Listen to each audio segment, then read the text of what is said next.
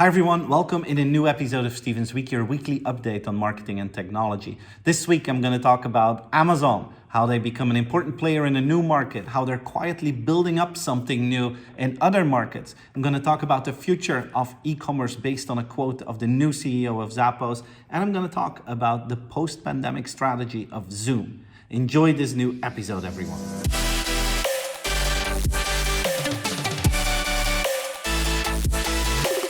When people talk about the financials of Amazon, they always say the same thing. Most money is coming in from Amazon Web Services, their cloud platform, and that is basically funding the growth of the online retail store. And of course, in terms of revenue, the online retail store is the largest, but in terms of operating income, it's much lower than AWS. So they have a point there. And Amazon Web Services last year had a revenue of about 41 billion US dollars. And an operating income of about 13.5 billion US dollars. But there is a second line of business where Amazon is growing rapidly and where they're also making a lot of money. And it is the advertising space. When we talk about online advertising, we always talk about Google, we always talk about Facebook, but Amazon is becoming the player number 3 in that market. And they have a lot of other vendors that sell on their platform where they sell advertising space to. And that becomes a huge part of their business. Last year, the revenue of the advertising business of Amazon was 20.21 billion US dollars. And the estimated operating income is also $13.5 billion. So basically they're making as much money with their advertising unit as with AWS. And the margin is much higher on the advertising. And it's also the fastest growing part of the business. So it's interesting to see how Amazon is becoming the number 3 in digital advertising and how suddenly the biggest store on the planet, or almost the biggest store on the planet, becomes a player in the world of advertising and marketing. Zappos has a new CEO, as unfortunately Tony Hsieh passed away a couple of months ago. Now they have a new CEO and they want to keep the vision, they want to keep the culture of Zappos, they want to stay extremely focused on the customer, which is great, and it's part of who they are, so it didn't go away with Tony passing away. But I read an article in the New York Times where he mentioned that the future of e-commerce will be totally different than what we had in the past couple of years. And I fully agree with his vision. He mentioned that in the past and until now, e-commerce is mainly focused on convenient shopping, transactional optimization, where you make it as easy as possible for a customer to find a product online, and with one click they order it, and hopefully the delivery is as smooth as the digital ordering process.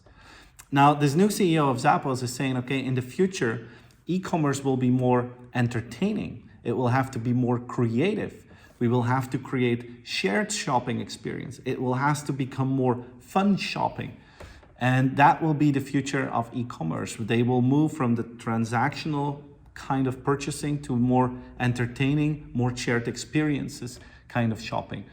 And this is something important for offline retailers to look into, because until now, offline retail could compensate and could bring to the customer what online couldn't. Fun, shared experiences, the human touch, enthusiasm, sharing positive energy, all these things that are typical for a physical store. What if online stores start to create alternatives in a digital way that really match those strengths of the offline world? And that's going to be the next phase of e-commerce for the next couple of years. I'm convinced in that, and the CEO of Zappos is mentioning this, but I'm convinced that all big platforms are really thinking about how can we lift our customer experience to the new decade and to the new expectations that people have, expectations that go beyond convenience. It's no surprise, and we all know this, that in the past 13 months, Zoom exploded in terms of usage, in terms of revenue. Their stock market, their stock valuation went sky high. So it's been a big success. But now Zoom is really thinking about what will happen post-pandemic. We all hear and feel that people are sick and tired of working from home. They want to see people, they want to, do things in real life again. So the people at Zoom are like, okay, are we going to go steep down like we went steep up? Are we going to be the Matterhorn? We're going to go steep up and then bam, we're going to go down again. Or can we change that? Can we come up with a new strategy? And they came up with a new strategy.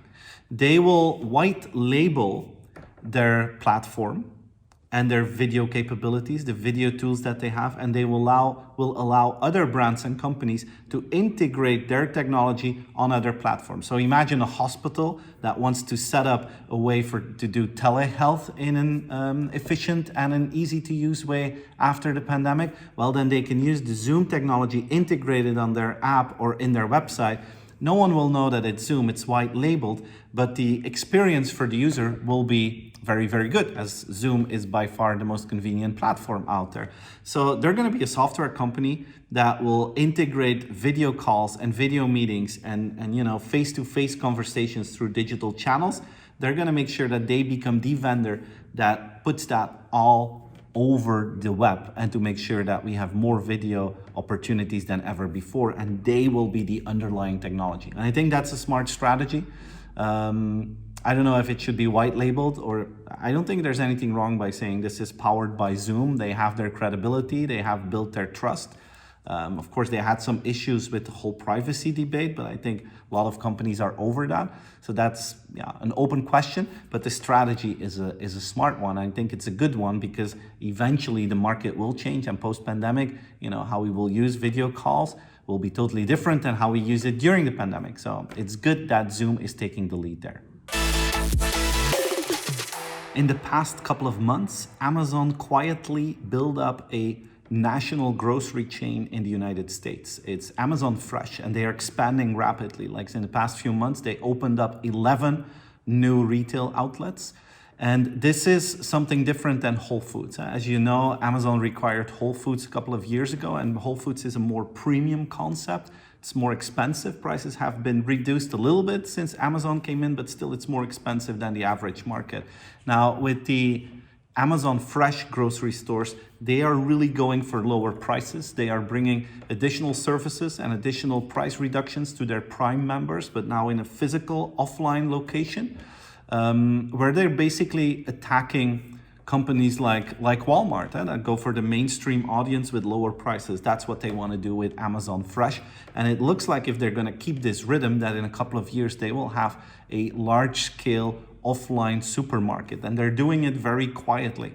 And they're also experimenting with their Amazon Go technology in those stores. As you know, the Amazon Go technology allows you to go into the store, you take what you want and you leave. You don't need to scan anything, you don't need to pay, you don't have to wait in line. So it's extremely convenient. They removed the frictions from offline shopping. And now they're testing this technology in their Amazon Fresh stores, which are rather small, convenient stores. So you can imagine the potential benefit that they will have here in terms of convenience. If they combine that with price, and if they have this on multiple locations, that can be a very, very strong asset for Amazon in the next couple of years.